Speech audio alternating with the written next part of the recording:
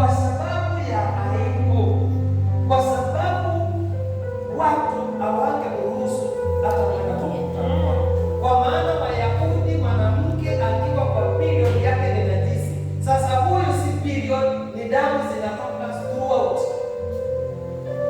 Si period, ni damu zinatoka throughout. Kwa hivyo kama za mwezi ni najisi, hizi za throughout zingefanya. Sasa ni abomination, yale sijui ingefanya. So ni mateso juu ya mateso. Madaktari walikuwa wameshakula pesa, na unajua akishakula pesa hawezi kukuregeshea, because kwa sababu yeye amesomea hiyo kazi, is a professional, na huwezi kushtaki sababu ni kazi yake. Kwani wewe ni daktari? Basi daktari, na daktari huwa anakutibu kulingana vile wewe umemwelezea na kulingana na maamuzi yake, because that information ana interpret bila kuelewa, so atakujibu hivi. So yule mwanamke alipopita kwa nyuma akagusa vazi la Yesu, na alipogusa vazi la Yesu kilifanyika nini? Ile damu ilisimama mara hiyo. Yeye mwenyewe akajua shapona. Yesu mwenyewe akasikia nguvu zishamtoka. Yesu alipouliza wanafunzi wake ni nani aliyenigusa, wanafunzi wanamwambia watu ni wengi, wewe waweza kuuliza ni nani amekugusa, na unaona vile watu wanakuzingira. Lakini huu mguso Yesu aliyoguswa nao na huyu mwanamke ulikuwa special, kwa sababu hakugusa by accident, alikusudia kwenda kugusa. Bwana asifiwe.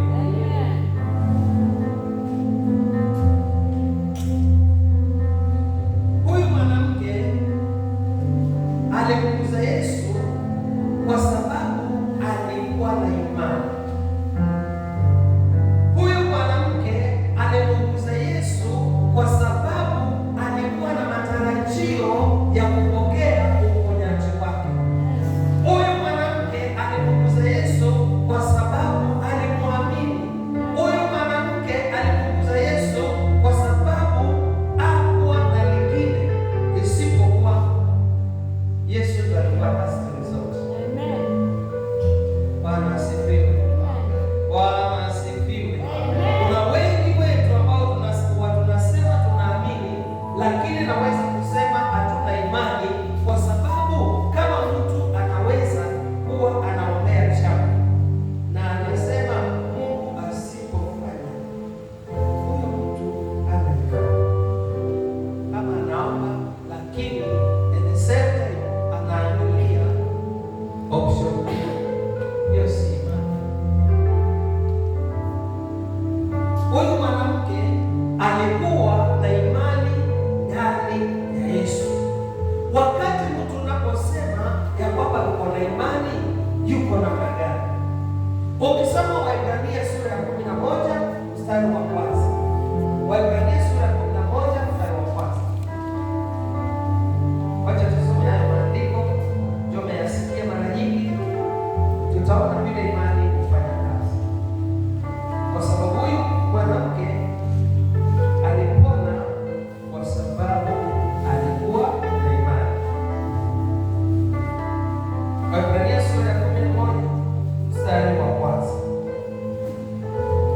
Basi imani ni kuwa na hakika ya mambo yatarajiwayo, ni bayana ya mambo yasiyoonekana.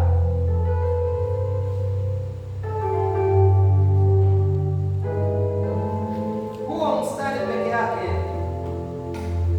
tukaufanya exposition, yaani neno kwa nyingine.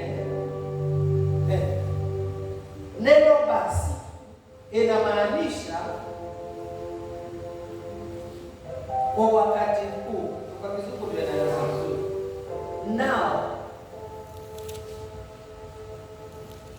Now faith is the substance, yaani kwa wakati huu kwa hali hii ulio nayo, kwa wakati huu, kwa hali hii ulio nayo, imani ni hakika. Hakika ni nini? For example, ni nini ambayo inaweza kutuonyesha kwamba wewe uko na gari? Ni nini ambayo inaweza kutupatia kujua ya kwamba wewe uko na gari? Ni nini? Logbook. Yaani imani ni kama ndio logbook ya kile kitu unachohitaji. Ni nini ambayo inaweza kutupatia kujua ya kwamba uko na shamba, title deed? Kwa wakati huu, kuhusiana na hali ulio nayo, Bwana asifiwe. Kwa hitaji hii ambayo uko nayo kwa wakati huu, imani ndio thibitisho ya kile ambacho haujaona, ya kile ambacho unatarajia, hata kama ni nini. Bwana asifiwe. Imani ndio uwezo, imani ndio uwezo wa kusababisha kile ambacho unataka kidhihirike. Hujakiona, hauna, lakini unakitaka. Uthibitisho wake ni nini? Ni imani. So when you have faith, you are assured that whatever you want, you will have it. Bwana asifiwe.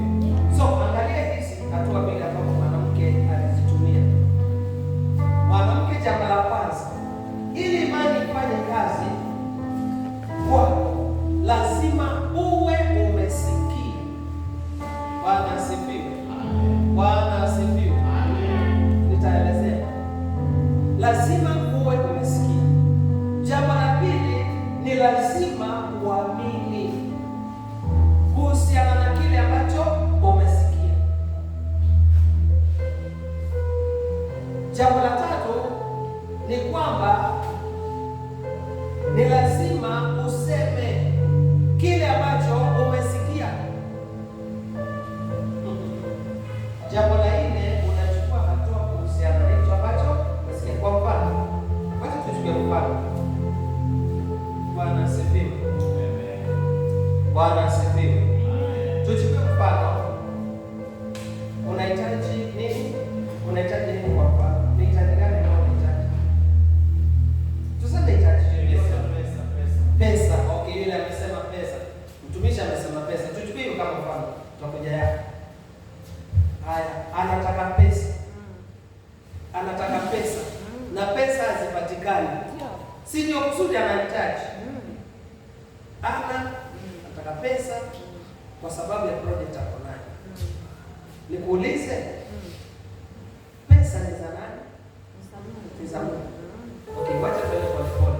Kama unataka pesa na tumesema lazima uwe umesikia, unasoma neno la Mungu kuhusiana na pesa. Unasoma neno la Mungu kuhusiana na pesa. Ukiwa unahitaji pesa, unasoma neno la Mungu kuhusiana na pesa. Kwa nini usome hiyo neno? Ndio imani yako ijengeke kuhusiana na pesa. Sasa wacha nijiulize kwa ile shida. Bwana asifiwe. Bwana asifiwe. Wale waliokuwa hapa asubuhi, ni asubuhi ama ni juzi? Ni asubuhi. Wewe ulisikiaje ukiambiwa nini? We were praying in the morning. Sema tu, ulisikia ukiambiwa nini? Wacha tutoke kwa pesa kwanza. Ulisikia ukiambiwaje? Si mimi nikuongelesha uliambiwaje ama ulisikiaje? Unasahau? Ulikuwa nayo lunch? Uliambiwaje? Si ulikuwa unasemaje? Wakati nilirudi ndio nilikunywa na nikauliza kwani gasi ilikuwa imeisha. Ulikuwa umeambiwaje asubuhi? Naomba kuhusiana na gasi. Na akawa anasema, nilikuwa ni gasi ama ilikuwa nini? Gasi. Akasema gasi, hatutakosa gasi, hatutakosa kuni, hatutakosa makaa. Kumbe anaongea hiki, naye akaamua kuomba hivi. gasi ilikuwa imeisha. Na alipoomba, mimi nikija hapa nikirudi nakuta mtungi uko sili ni mpya. Nikauliza kwani gasi ni mpya? Siongei stories za kitambo, ni leo. Mimi ndio nimeitoa hiyo kanini kakapu na nikaibakisha nikapasha kitu. Turudi kwa pesa. Kama unahitaji pesa, soma maandiko yanayohusiana na pesa. Yatajenga imani yako kuhusiana na pesa. Utakapoomba, you will be using those scriptures to pray for money. And money will locate you. Bwana asifiwe.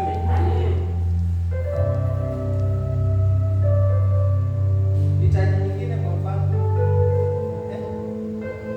Alafu pia hata ukiomba uamini ya kwamba ushapata hizo pesa na uamini ya kwamba ushaipokea. Alafu na wewe usiketi tu zikuje drop kutoka mbinguni. Uchukue hatua, kama ni biashara uende kwa biashara, utoke tu uende ufanye biashara. Kwa sababu ushaomba, sasa system zitaanza kujipanga, pesa zianze kuja. Kwa tunaona hii conference, nilikuwa ninasema ya kwamba siwezi kosa pesa. Na mpaka imefika Sunday, pesa hatuna. Ilikuwa Jumapili tulitoa pesa karibu nusu ya zile tunahitaji. Watu walikuwa wamepledge na walikuwa hawatoi. Na wengine hata wako pledge kabisa mpaka hata sasa. Lakini hatujapungukiwa. Yes. Hatujapungukiwa. Because I quote scriptures kuhusiana na pesa. Wale watu wote wako na pesa zangu. Jana wakati tulitoka hivi nilirudi na pesa na si za kukopa. Nilipewa elfu kadhaa. Na usinikope maana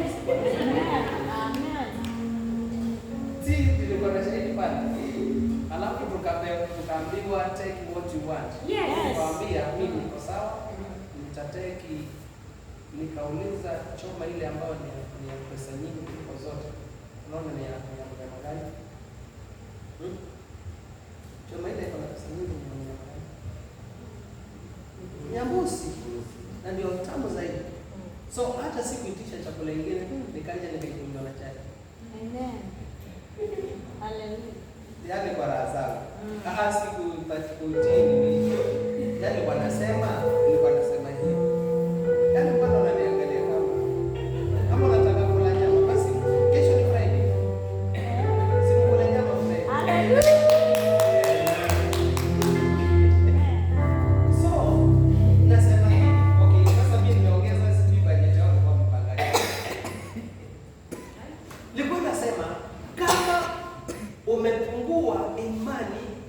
Eneo lolote unasoma maandiko kuhusiana na hiyo eneo. Yes.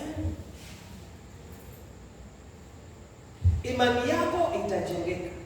Alafu ukisha jenga hiyo imani, unaomba sasa kulingana na hayo maandiko.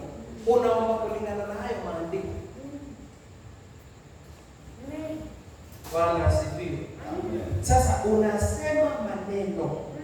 Kisha unachukua hatua ya kufanya kile ambacho kinalingana na yale unayaombea. Itadhihirika. Kabisa itadhihirika. Itadhihirika. Bwana asifiwe. Amen.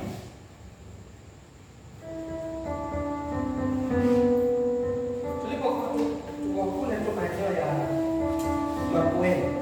Si tulikuwa tunaomba kwa ajili ya sehemu ya shamba. Sikia nikwambie vile ambavyo kufanyika. Tulipoenda kule juu, mahali kanisa letu kwanza kwa kule juu. Na kwa sababu tulikuwa tunaombea shamba, Mungu akanipatia neno la maarifa. Nikasema ya kwamba watu watakuwa wanatoka kwa malori, wanaingia wanahubiriwa Baba. Na mahali tulikuwa hakuna malori zinasimama hapo. Na mimi nikaamini na tukashukuru Mungu. Mimi nikataka nitoke. So siku moja nilipokuwa kanisani, mama akanipigia simu akaniambia, "Dadi, kuna mahali nimeona." Kwa sababu sasa na yeye baada ya kuomba alienda akitafuta sehemu ya shamba. Na hatuna pesa. So akaenda mahali akiwa amesimama na mwile akaona malori zilikuwa zina. Malori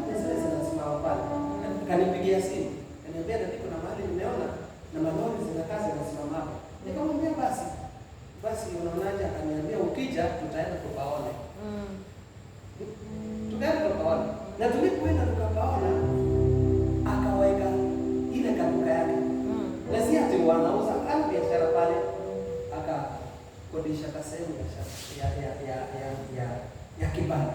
Naongea kuhusu imani. Vile inafanya kazi. Na alipokodisha hata afanye biashara hapo basi. Speak out there akakodisha. Alafu akiwa hapo siku moja kuna mtu alikuja akaongea na yeye. Alafu alipoongea na huyo mtu akanipigia simu. Na nikamuuliza ni nani mkuu wake uko na shida. Kumbe hata ndio huyo mtu anaongea na yeye. Sasa hivi wewe unamjua. Na huyo mtu sasa ndio akamwambia pastor tafute mahali hapa kwa kanisa. Yeye mwenyewe akapeana sehemu yake. Amen. Hatukuilipa for 2 years. Uwezo tulikuwa hatuna. Na ajabu hapo tudai. So ikafika mahali akatwambia naomba hivi mtafute sehemu ya shamba alafu nyinyi sasa mtoke hapa muende hapo ama mchanga vile mtaona sana. Basi tulitoka hapo na kuenda mahali pale pengine hatukukodisha sasa. Mama aliimba wimbo tu kwa mkutano akapewa plot ambayo iko na title nani hii nikaisha mimi sijui yani ni mimi unaona sio ni mimi unaona kama uko kwa unaona mimi uko unaona. So kama uko na udhaifu katika eneo lolote lile, unajenga imani yako kwa kusoma maandiko yanayohusiana na ile eneo. Ndio. Then utaomba na uamini Mungu, kisha you speak consistently. Then act. Chukua hatua kulingana na kile ambacho umeamini. Kitadhihirika. Ndio. Imani inafanya kazi kwa kila eneo sawa sawa. Amen. Kama unaweza kuamini Mungu kwa ugonjwa, uponyaji, unaweza Mungu kwa ajili ya kupata plot. Unaweza kuamini Mungu kwa ajili ya kupata kazi. Unaweza kuamini Mungu kwa ajili ya kupata mke. Unaweza kuamini Mungu kwa ajili ya kupata watoto. Amen. Bwana asifiwe. Amen. Hata katika issue za huduma hivi kuna watu unakuta anashindwa kuomba. Akitaka kuomba wanakalia kitanda. Ndio aombe. Baba, kwa jina la Yesu Kristo, ninaomba sasa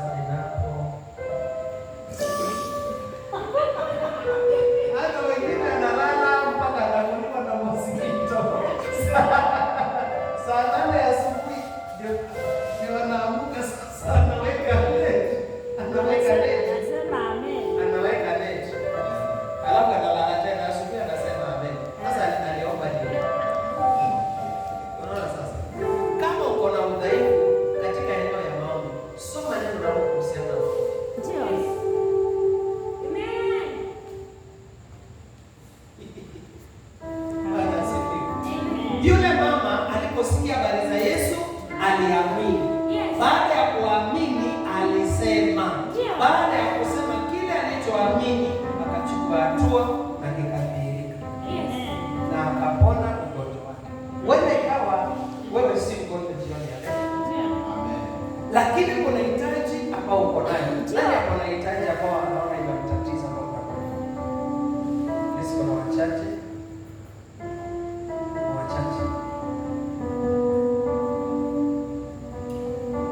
Ungependa kuiombea hiyo hitaji?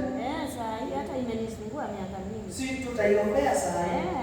Na tutaamini Mungu kwa hiyo hitaji na unarudi mahali ulipotoka na ushuhuda ya kwamba Mungu alishatenda. Amen. John, 1 John chapter 5 verse 14. Nitamalizia hapo. Nimekwambia nitakuwa na chache na kweli nimalize.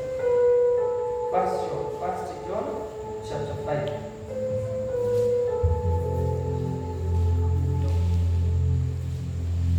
Usisahau hii statement. Faith works equally in all areas. Faith works equally in all areas.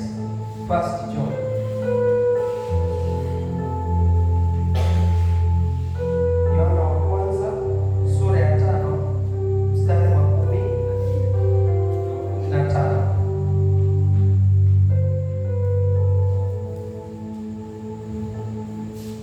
basi imani wana hakika. Okay, verse 14. Na huu ndio ujasiri tulio nao kwake, ya kuwa tukiomba kitu sawasawa na mapenzi yake atusikie. You want money. Now, how can you pray to God with issues of finance? Kulingana vile anavyotaka. You quote scriptures. You quote scriptures. You quote scriptures. You quote scriptures. You quote scriptures ambazo zinalingana na mapenzi ya Mungu ama vile Mungu ameongea kuhusu fedha. Dhahabu na fedha ni mali yangu, asema Bwana. Waweza kukombaini hiyo na Zaburi 23. Bwana ndiye mchungaji wangu, sitapungukiwa na kitu. Badala ya kitu naweza kuweka pesa. Bwana, wewe ndiwe umesema pesa zote ni zako, na wewe ndiye mchungaji wangu, siwezi pungukiwa na pesa. Uchanganye na Zaburi 24. Bwana umesema ulimwengu huu na vyote vijazavyo ni mali yako, na wale hata wanaokaa ndani. Si uchanganye. Bwana umesema kwa neno lako ya kwamba pesa zote ni zako. Ninahitaji 1,000 kwa mfano 100. Wewe unasema si unasema unataka ama wafikiri nimeza. Sasa unamwambia just nataka nikusaidie. Yes. Wajana na mambo ya ugonjwa, umeshapona. Sio ugonjwa. Wataka nini? Birth certificate ya mtoto. Angalia birth certificate ya mtoto. Sasa kwa mfano birth certificate ya mtoto. Hebu sikia, utaiombeaje? Hata ni rahisi. Jambo la kwanza, mtoto ni nini? Ni zawadi kutoka kwa Mungu. Na neno la Mungu linasema watoto ndio watakaojibu maadui katika lango. Haya, unasema wale watu ambao wanapaswa kunishughulikia kuhusiana na birth certificate, wote ni wanani? Ni wako Mungu. Sasa unasema wale watu ambao wanapaswa kunishughulikia mahali walipo wapange. Ndio nikienda nikute ni kama walikuwa wananingojea. Be surprised. Amen. Hallelujah.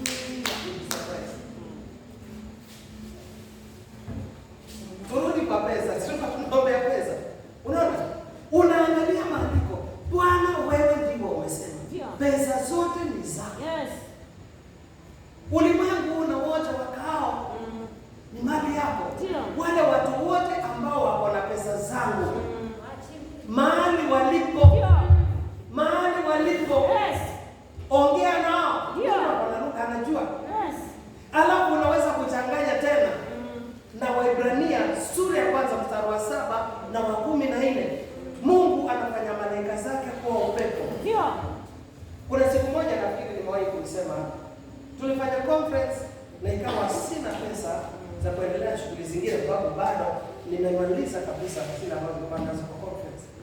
So niko kwa bafu ninaoga, kasikia tu kumuuliza Mungu, nilisikia tu wazo tu, kwa sababu maandiko yanasema kwa anayepokea nabii, kwa sababu ni nabii, hakuna nini? Thawabu ya nabii. Nikashika. Nikamwambia Bwana umesema kwa neno lako. Na mimi nilishapokea nabii. Na kuuliza thawabu yangu iko wapi? Sikuwa nimetoka kwa bafu. Simu imelia ding. Message. Western Union money transfer. Kutoka nje. Nakwambia nilianza kupiga. Na kaja kusipinde nini nilifanya neno nikatoka kwa sababu sasa ni nyumbani nikaangalia. Yaani nakwambia nilianza kupiga mbinja hata ilikuwa sijasipanga kwa nje. Imeandikwa pale na hata ajabu hujaambiwa ni nani. Unaambiwa enda hii message kwa post office alafu watakusaidia. Sababu kuna code hapo. Pesa.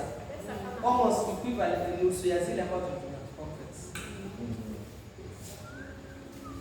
Na unajua conference zetu waziko December. Sasa December Kwa niko sawa, niko sote. Amen. Tumemaliza kuombea pesa. Sasa unataka niendelee kupata? Unatumia maandiko. Unachanganya. Hayo maandiko. Neno la Mungu linasema malaika ni watumishi kwa ajili yetu sisi. Na Mungu anawafanya kuwa kama upepo. So upepo anaweza kuvurugana. Mtu akasikia pana, nipelekee mama yake boy hizi 10,000. Ndio.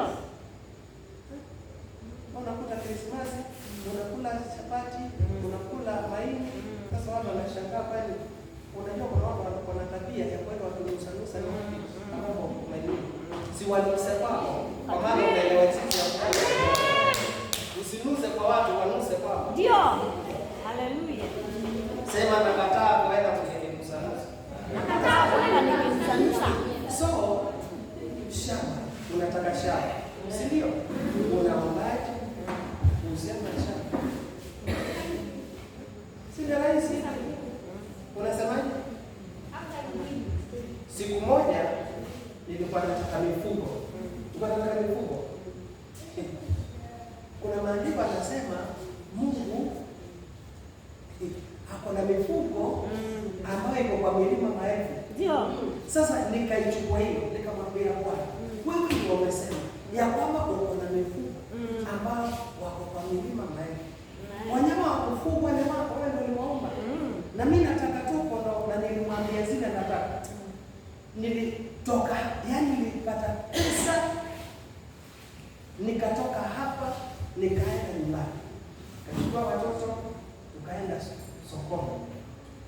Mama hiyo siku hapo kaenda sokoni kwa mwenye. Yaani tulipata kondoo, mbuzi, huko tulifanya kuwekewa kwa maboksi. Na pesa zipisha. Ng'ombe nikachukua kama 3.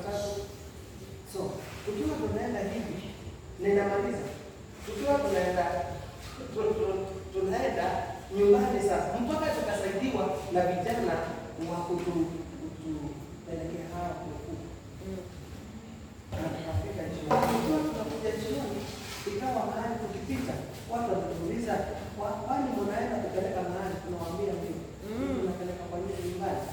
Mama kuingia jioni, yaani ametaka paka. Ni furaha shangwe. Ukitaka kuombea jambo, tafuta maandiko yanayolingana na hayo mahitaji. You will be able to pray according to the will of God. Na jinsi kwa nimesoma Yohana, naomba nimefanya ni Yohana wa kwanza.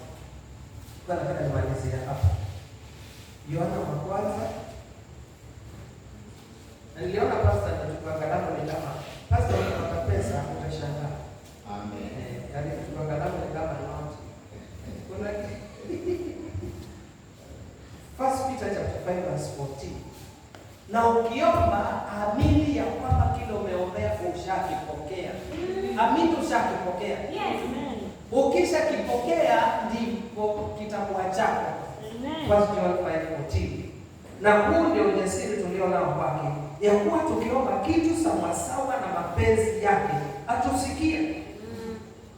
Na kama tukijua kwamba atusikia tuombacho chote, tunajua kwamba tunazo zile haki tulizomwomba.